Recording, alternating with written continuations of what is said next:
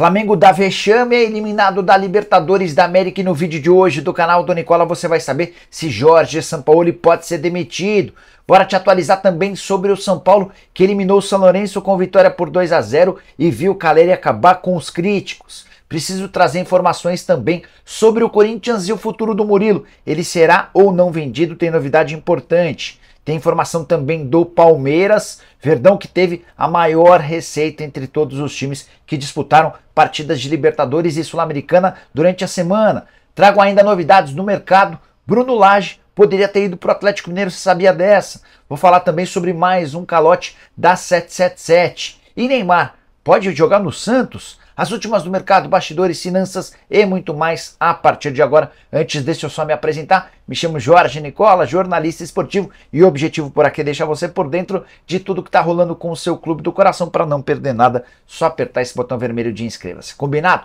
Bora começar o vídeo, não sem antes dividir uma dica importante. Recado de hoje é para você que sempre sonhou em trabalhar com futebol, mas não tem a mínima ideia de como fazer esse sonho virar realidade. A solução é o futebol interativo. Com vários cursos e especializações, o pessoal do Futebol Interativo vai te capacitar para atuar em qualquer área do futebol, como análise de desempenho, jornalismo, comentários, narração, marketing e gestão. E o mais legal vem agora, lá você não fica só na teoria e aprende também na prática, com estágio garantido em um clube parceiro do Futebol Interativo aqui no Brasil. Estou mostrando na tela os 36 clubes parceiros nessa iniciativa que é excelente. Curtiu, né? Então já clica no link que está na descrição desse vídeo, faz seu cadastro e aproveita o descontão que o pessoal do Futebol Interativo está dando para todo mundo que acompanha o canal do Nicola. Você está com alguma dúvida sobre o assunto? Então clica no link, já tira a sua dúvida e, se curtir, faz seu cadastro e bora correr atrás dos seus sonhos. Boa sorte! Bora começar o vídeo com o tradicional giro de notícias, e a primeira informação é sobre o Flamengo. Vou trazer muitas notícias do Fla, mas queria destacar que Pedro, atacante que brigou com o Jorge Sampaoli, não saiu do banco de reservas na derrota do Flamengo por 3-1 para o Olímpia, demonstrando que a situação entre ele e o técnico argentino segue horrorosa. Bora falar também sobre Marcelo, lateral esquerdo do Fluminense. Ele foi suspenso por 3 jogos depois daquela expulsão em lance horrível contra o jogador do Argentino Júnior. Como já cumpriu um jogo de suspensão, dá para afirmar que o Marcelo está fora das quartas de final da Libertadores, 2 jogos contra o Olímpia. O Flu não pode recorrer dessa decisão. Quero contar também que Jean-Pierre, jogador revelado no Grêmio, está de volta ao futebol depois de anunciar sua aposentadoria, mas o retorno vai ser bem discreto. Ele fechou com o Bom Jesus, time amador do Rio Grande do Sul. Para completar, te contar que a Liga Saudita, um dos principais campeonatos do mundo depois da contratação de vários jogadores, se inicia nessa sexta-feira com 29 brasileiros. Al Ittihad e Al Tawon são os recordistas de brasileiros, 4 cada. Fechando o giro de notícias, preciso te falar sobre o América Mineiro, que despachou o Red Bull Bragantino e está nas quartas de final da Sul-Americana. O América perdia por 3-2 até os 99, ou seja, 54 minutos do segundo tempo. O Mastriani converteu de pênalti e levou a decisão para as penalidades. Foi aí que o Coelho eliminou o Red Bull Bragantino. Bora falar agora sobre o Brasil, recordista de atletas estrangeiros na Premier League. Campeonato inglês, o principal campeonato do mundo, também se inicia nessa sexta-feira e com um recorde de brasileiros. Pelo segundo ano seguido, nenhum outro país, com exceção à Inglaterra, tem mais jogadores disputando a Premier League do que o Brasil. Nessa temporada serão 33 jogadores espalhados por 20 clubes. Depois do Brasil, o país com mais estrangeiros na Premier League é a França, com 28 jogadores, a Espanha tem 23, Portugal e Irlanda fecham o top 5 com 21 atletas cada. Alguns dos jogadores mais conhecidos da Premier League: Gabriel Jesus no Arsenal, Thiago Silva no Chelsea, Alisson no Liverpool, Casemiro no Manchester United e Bruno Guimarães no Newcastle. Bora falar agora sobre Neymar no Santos. Você sabe que a situação do Neymar está absolutamente indefinida, né? O PSG não quer a permanência dele. O Neymar também já havia comunicado no início dessa semana sua intenção de deixar o clube. O detalhe é que há pouco tempo a janela no futebol europeu se encerra em 1º de setembro. E nesse momento o caminho mais natural parece ser a Arábia Saudita, embora o Neymar ainda não tenha demonstrado sua intenção de jogar por lá. E onde é que entra o Santos nessa história? Nas últimas horas, Marcelo Teixeira, um dos maiores presidentes da história do clube e que pode ser candidato a presidência, em eleição marcada para o fim desse ano, se reuniu com o pai do Neymar. Esse encontro aconteceu em Santos. Marcelo Teixeira e o pai do Neymar, que representa o atacante, têm uma relação muito antiga e boa.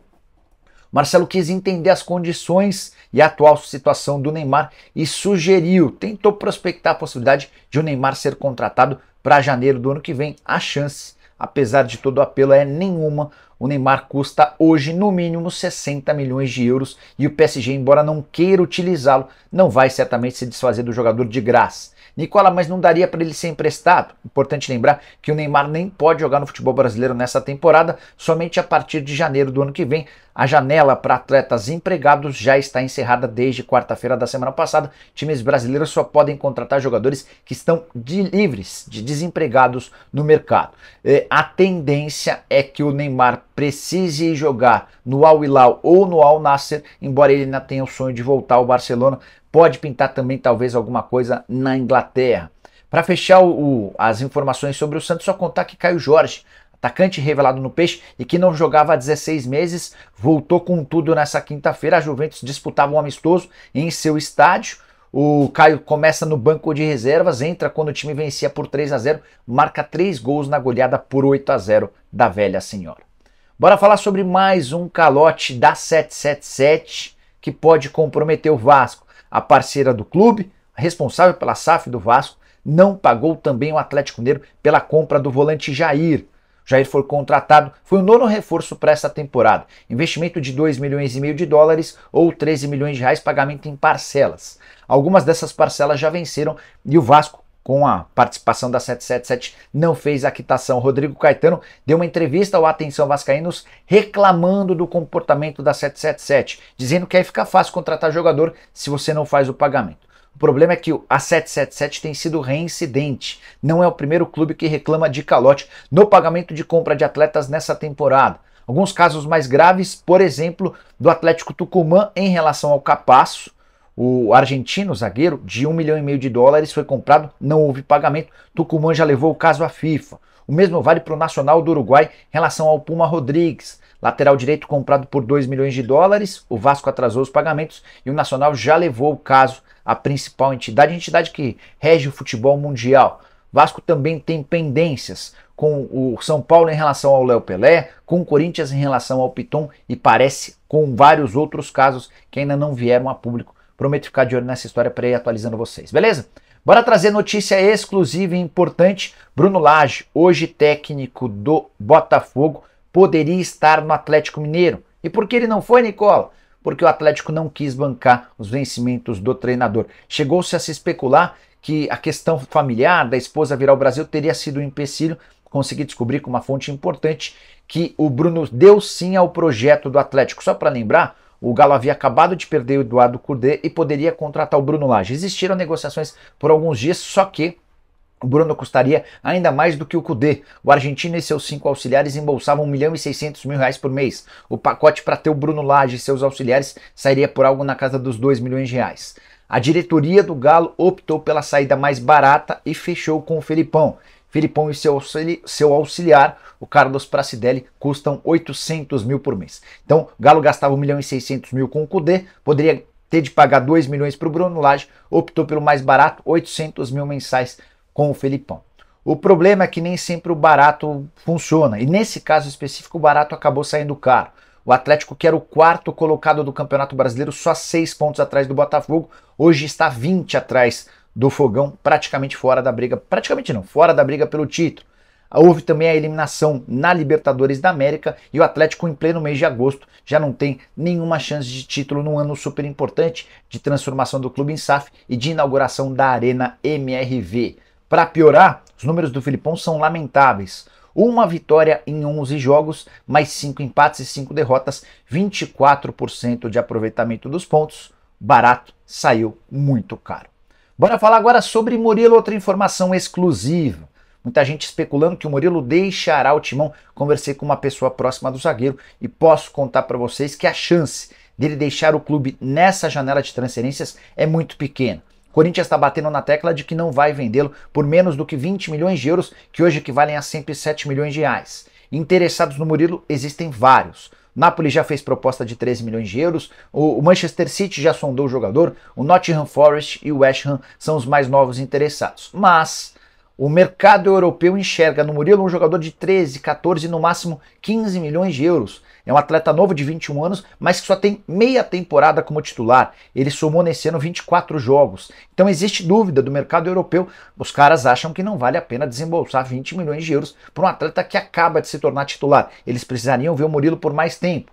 Então, nessa janela de transferências, diante da pedida do Corinthians e das ofertas dos europeus, a tendência é que ele permaneça no clube. Isso não representa um problema para o Murilo, pelo contrário, está super feliz de estar jogando como titular do Timão, animado, contente, sabendo que ganharia muito mais na Europa, mas que propostas podem vir em próximas janelas. Hora de falar sobre o Flamengo, que de malvadão virou o fiasco do futebol nacional depois da eliminação por 3-1 para o Olímpia. Detalhe, o Flamengo vence o jogo de ida por 1-0 em casa, faz 1-0 no time paraguaio fora de casa e toma a virada por 3-1 com 3 gols de cabeça. Queria chamar atenção para um ponto importante. O Flamengo é o elenco mais caro do futebol brasileiro e da América do Sul, custa 30 milhões de reais por mês. Já o Olímpia, adversário dessa quinta-feira, custa cerca de $1 milhão por mês, ou menos de 5 milhões de reais. Ou seja, 6 meses do salário, da metade do ano,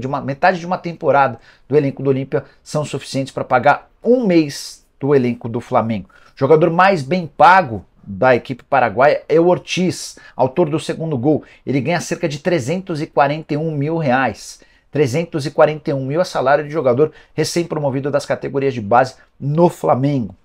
O rubro-negro tem mais de 10 jogadores ganhando acima de $1 milhão por mês. Apesar dessa disparidade financeira, deu Olímpia e o Flamengo se despede de mais uma chance de título na temporada 2023 tenebroso do rubro-negro, que havia caído em 4 outras competições no início da temporada que causaram a demissão do Vitor Pereira. Você vai lembrar que o Flamengo foi eliminado na Supercopa do Brasil pelo Palmeiras, na Recopa pelo Del Valle, no Mundial, ainda na fase semifinal pelo Al Hilal e no Campeonato Carioca pro Fluminense. Soma-se agora uma eliminação nas oitavas de final, até por isso muitos protestos de torcedores no Paraguai e na chegada do time na madrugada no Rio de Janeiro. E os torcedores que foram ao aeroporto ameaçaram e intimidaram os jogadores, prometeram transformar a vida desses atletas num grande inferno. A pergunta que você deve estar se fazendo é: Jorge Sampaoli corre risco de demissão?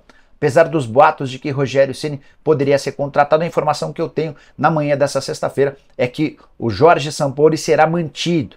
O Flamengo entende que o pagamento da multa é astronômico e acha que as opções no mercado não são suficientemente boas. Então a tendência é que o Sampaoli permaneça. Na próxima quarta-feira, o Flamengo tem a chance de confirmar a passagem para a final da Copa do Brasil e vai também tentar melhorar o time no Campeonato Brasileiro para sonhar com o título. Vale a lembrança de que o Flá vem acumulando tropeços ridículos, como a derrota por 4-0 para o Red Bull Bragantino e 3-0 para o Cuiabá.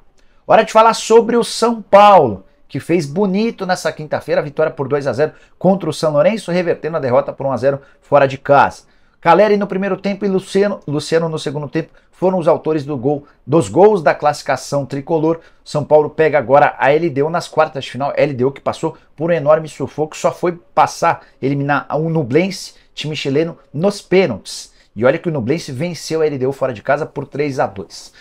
Já sobre o jogo do São Paulo, 51.816 torcedores por uma renda de R$2.700.000. É a quinta partida consecutiva que o São Paulo joga para mais de 50 pessoas. É a nona partida na temporada com pelo menos 50 mil no estádio. Importante contar que vários críticos que vinham cornetando o Caleri tiveram que se render ao atacante argentino, é que ele não marcava gols em torneios de mata-mata, jogos de mata-mata, 18 partidas. Desde junho de 2022, no confronto contra a Católica. Ele foi perguntado sobre o tema e disse que prefere olhar pelo lado positivo e ver que 50 mil pessoas gritavam o seu nome durante todo o jogo. O Caleri que deu uma entrevista, uma declaração importante dizendo que a partida contra o Corinthians na próxima semana é a mais importante do São Paulo nos últimos 10 anos. É tudo que o torcedor tricolor quer ouvir nesse momento. São Paulo precisa reverter a derrota para o Corinthians por 1-0 fora de casa. 2-1. São Paulo vai precisar vencer por 2 gols de diferença. Se vencer por 1 gol, leva a decisão para pênaltis. Só para arrematar, tricolor que com essa vaga joga bem mais aliviado contra o Flamengo no fim de semana em partida do Campeonato Brasileiro. Hora de falar sobre o Palmeiras. Queria te contar que o Verdão foi aquele que mais faturou com bilheteria entre todos os times que disputam Libertadores e Sul-Americana nessa fase de oitavas de final.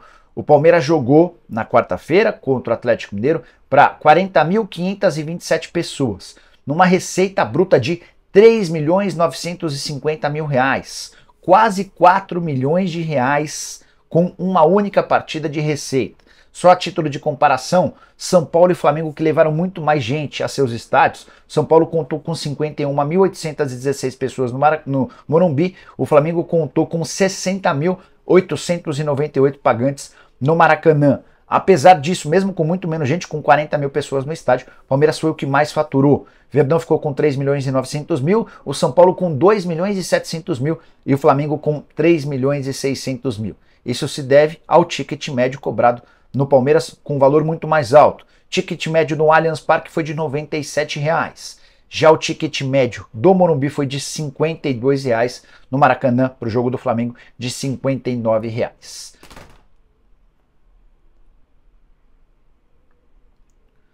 Palmeiras, que além desses 3.900.000, ficou com mais 8.